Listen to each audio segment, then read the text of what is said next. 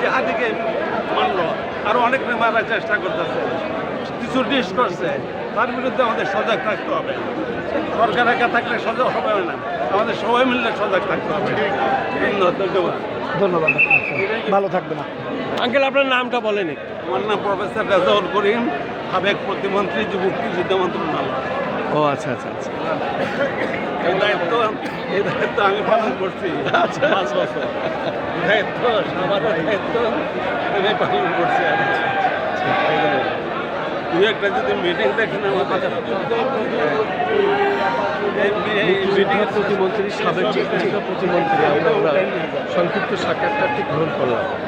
উনি এসেছেন সেই রাষ্ট্রপতি জিয়াউর রহমানের মাঝারে, এবং মাঝারে এসে উনি আমাদের এই সাক্ষাৎকারটি দিলেন।